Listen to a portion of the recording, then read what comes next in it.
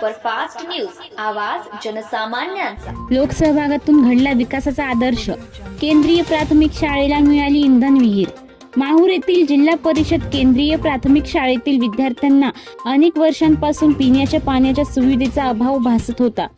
या समस्येची दखल घेत नव्याने कार्यान्वित झालेल्या शालेय व्यवस्थापन समितीने लोकसहभागातून पुढाकार घेत शाळेच्या परिसरात 215 फूट खोल इंधन विहीर खोदून विद्यार्थ्यांच्या पिण्याच्या पाण्याचा प्रश्न कायमस्वरूपी मार्गी लावण्याचा स्तुत्य उपक्रम राबविला आहे।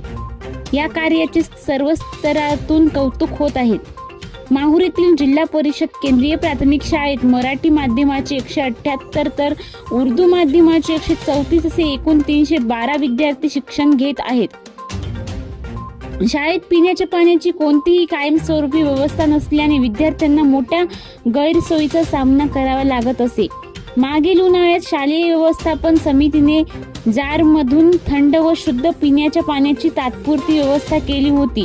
तथापि कायमस्वरूपी तोडगा काढण्याच्या उद्देशाने समितीचे अध्यक्ष प्रशांत लाड, सदस्य गजानन कुलकर्णी व इतर सदस्यांनी लोकसहभागातून निधी उभारून रविवारी दिनांक 19 जुलै रोजी शाळेच्या आवारात 215 फूट खोल इंधन विहीर खोदली। या विहिरीला सुमारे 180 फुटावर पुरेसे पाणी लागल्याने विद्यार्थ्यांच्या पिण्याच्या पाण्याचा प्रश्न मार्गी लागला असून पालकांमध्ये समाधानाचे वातावरण आहे।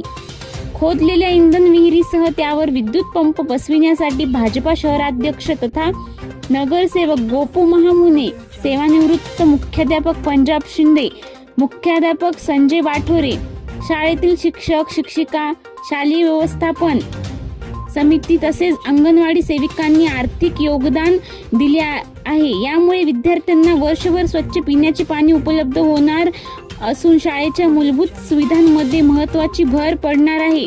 महाराष्ट्र सुपरफास्ट न्यूजसाठी प्रतिनिधी विनोद जाधव, माहूर।